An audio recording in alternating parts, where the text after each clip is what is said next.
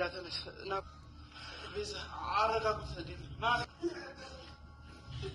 ወይ እንዴት ነው የምታስቡት እናንተ እኮ ልጅ ሞተች ዴቭ እባክህ ዴቭ ተረጋጋ ምንድነው የሚያደርጉት ልጅቷ ሞተች ምን ዲያ ሞተች እኔ ምን አገባኝ እዚህ ግን ዝም ብለሽ የማታውቂው ነገር አለ ቆይ ምንድነው የምትለፈልፉት ሊዱ እኮ ሞተች እንጂ ታመመች አልተባላችሁ ገንዘቡን አለመፈለግሽ በጣም ቆንጆ ነገር ነው ሙሉ ብርሽን ለኔ ለመስጠት ተስማምተናል ስራም ንብረት ምንም አልፈልግም በቃ መልሰኝ ወደ ቤቴ ከተመለሽ በኋላ የኔን ስም አታነሽ ሲልሽ ማለት ነው ነው ለኔ እንደዚህ አይነት ነገር ውስጥ አታስገባኝ እዛ እንደጀመራችሁ እዛው ጨርሱ ያቆልጅ ሞት ቢጂ ነው ሊዲያን ማሳክታት ናውልም ቢሆን ደግሞ ከሊዲያ ተወቸው ነው እንደዚህ መረጃ መስጠት ወይም ያልተከሰተውን ተከሰተ ያልተፈጸመውን ተፈጸመ ያልተሰራውን ተሰራ ብሎ የተሳሳተ መረጃን ማሰራጨት ወይም መናገር ለህብረተሰቡም ሆነ ለሰሚው ምን ያህል ግራ እንደሚያጋባና ምን ያህል ሞራል እንደሚሰብር በዚህ ድራማ ላይ ያየነውና የተመለከትነውም ነው። ምሳሌ አድርገውም ሰርተውልናል ማለት ነው። ሰላም ጤና ይስጥልን ውድና የተከበራችሁ የዚህ ቻናል ተከታታዮች በያላችሁበት የዓለም ዳርቻ ሰላማችሁ ብዝት ተረፍ ይበልላችሁ እያልኩኝ ዛሬም በአዲስ ቪዲዮ መጥቻለሁ ማለት ነው። ይህም እንግዲህ አጓጊ ወይም ልብ አንጠልጣይ በሆነው በአደይ ድራማ በክፍል 49 ከዚህ በፊት ያየነውና የተመለከትነውም እንግዲህ ሊዱ ጠፍታ ነበረ። በዛ ላይ ደግሞ እየፈለጓት ባሉበት ሰዓትም ለኤላ ከፖሊስ ጣቢያ ተደውሎ እህትህ እንደጠፋች አመልክተህ ነበር እናም አንድ ሴት በጫካ ውስጥ ወድቃ ተገኝታለች በማለት ነበረ መጥፎ ዜና ለእነሱ የነገሯቸው። በዚህም ቤተሰቡ በሙሉ በጣም በሀዘን ተውጦ ነበረ። ታዲያ ከዚህ መሀል ላይ እንግዲህ በድንገት የደረሰው ወይም ተጠርቶ የደረሰው ባርኮት ሄደን ማረጋገጥ ይኖርብናል፣ እንዴት ሊሆን ይችላል ሊዱ እንዴት በምን አይነት ሁኔታ በማለት ነበረ እንግዲህ ወደ ሆስፒታል ቀጥታ ያመሩት። እና ከዚህ ላይም ሄደው ሲያዋት ግን ሊዱ እንዳልሆነችና ሌላ ሰው እንደሆነ ሲያረጋግጡ ሁላቸውም ደስ አላቸው። እና ከዚህ ላይ እንግዲህ ማድረግና መጠንቀቅ ያለብን ነገር ቢኖር በየትኛውም የሙያ ዘርፍ ላላችሁ ሰዎች ማለት ነው ጥንቃቄ እንደሚያስፈልግና መረጃን ከስር ከመሰረቱ አጣርቶ ለህዝቡ ተደራሽነት እንዲኖረው ለማድረግ ነው። እና ዴቭ አሁን ላይ እህቴን አጣው ብሎ በጣም በቃ ልቡ ተሰብሮ ነበረ።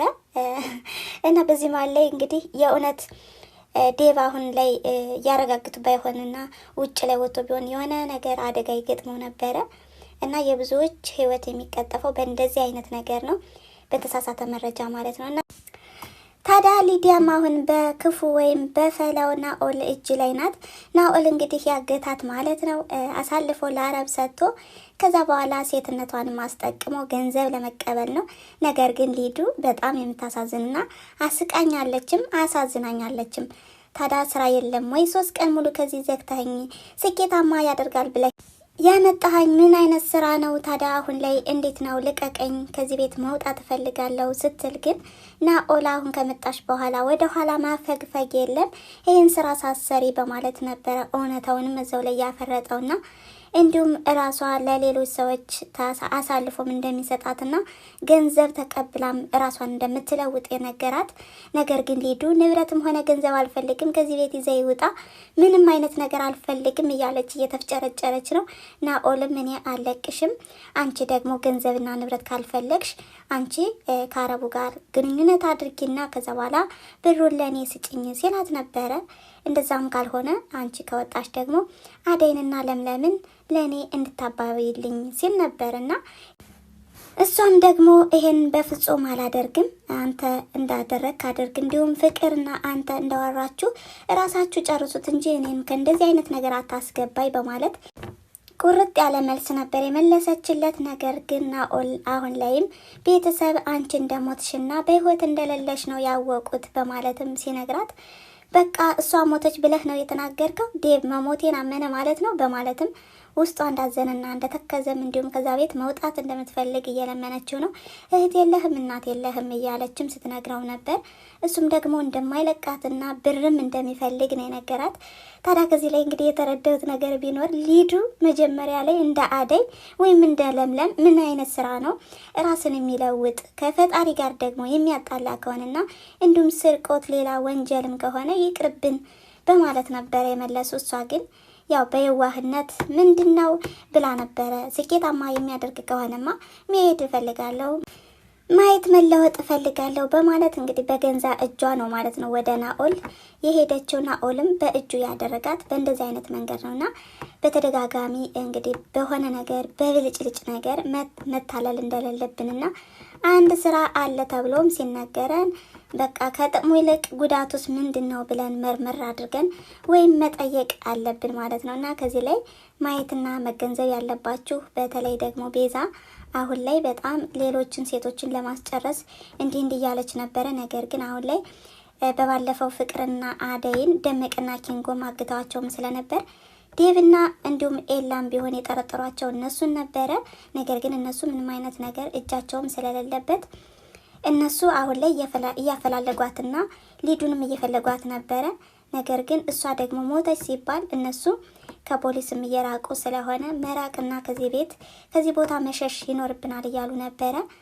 እናም ሁላቸውም በመደነጋገጥ ላይም ስለነበሩ እና ባርኮቴም አሁን እንግዲህ በባለፈውን ፍቅርና አደይንም ያገቷት እነሱ ናቸው በማለት ቀጥታ ሄዶ ነበር ያነቃቸው።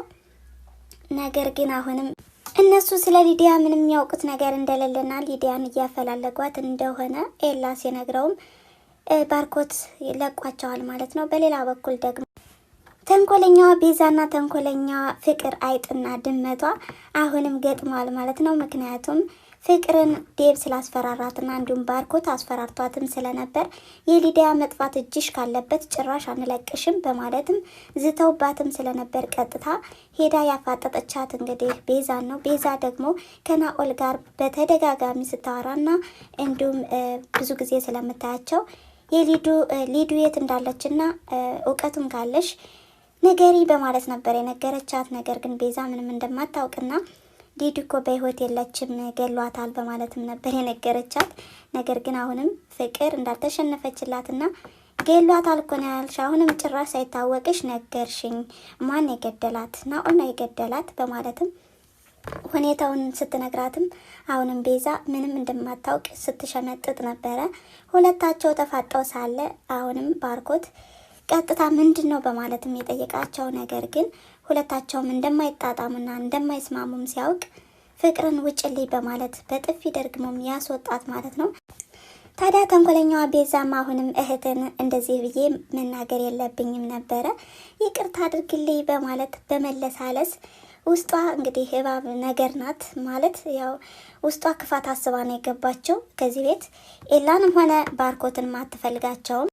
እናም ባርኮትንም እንደምትወደውና እንዲሁም ለቤተሰቦቹ ክብር እንዳላት እየተናገረች ነበረ።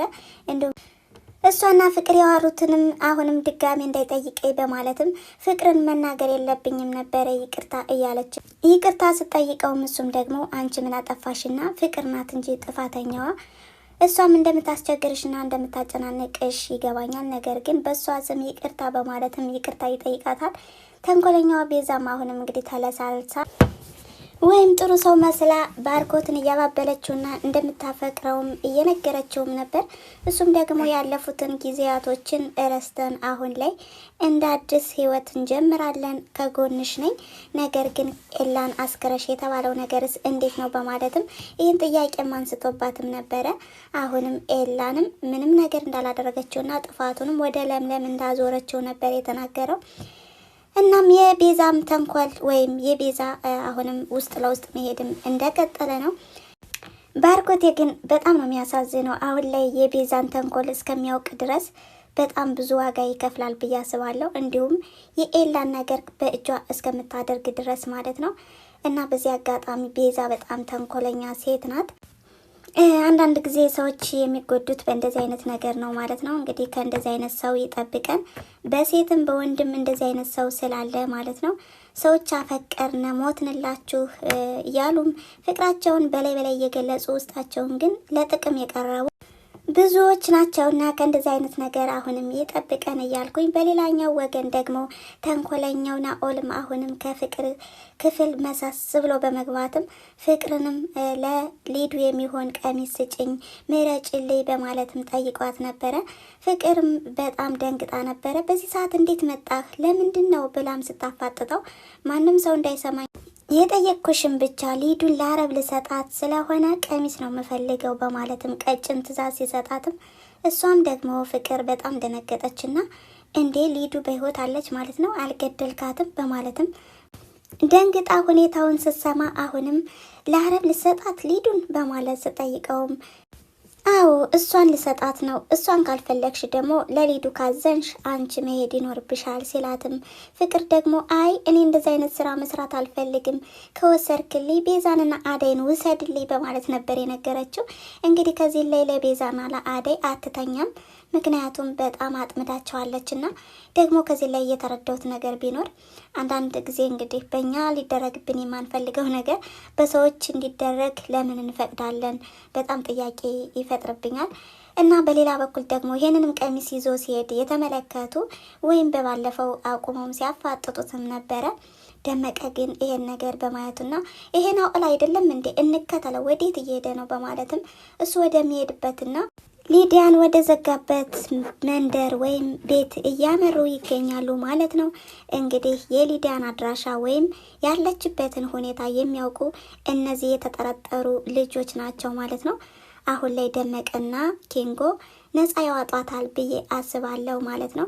ሊዱም አሁን ላይ ቀሚሱን አለብስም፣ ውጣልኝ፣ እንደዚህ አይነት ስራ አልሰራም፣ አደይ ድረሽልኝ፣ ዴቭ ድረስልኝ፣ አልሞትኩም እያለች እየጮች ነበረ። በእርግጥ አሁን ላይ ቤተሰቡ ብዙ ጊዜ ጥርጣሬያቸውን ከኪንጎና ከደመቀ ቢያደርጉም ነገር ግን ዴቭና ለምለምም አሁንም ናኦልን እንደጠረጠሩትና አጥብቀው እንደሚይዙትም ነበረ። እናም ናኦል አሁን ላይ የሚያዝበት ሰዓት እየደረሰ ነው ማለት ነው። የእጁን ማግኘት አለበት። ሊዱም ምንም ነገር ሳትሆን ነፃ እንደምትወጣ ተስፋ አድርጋለሁ በማለት እንግዲህ የዛሬው ቪዲዮ ይሄን ይመስል ነበረ። ስለተከታተላችሁኝና አብራችሁኝ ስለቆያችሁ ከልብ አመሰግናለሁ በማለት ላይክ፣ ሼር፣ ኮሜንት እያደረጋችሁ አበረታቱኝ። መልካም ጊዜ። ቻው።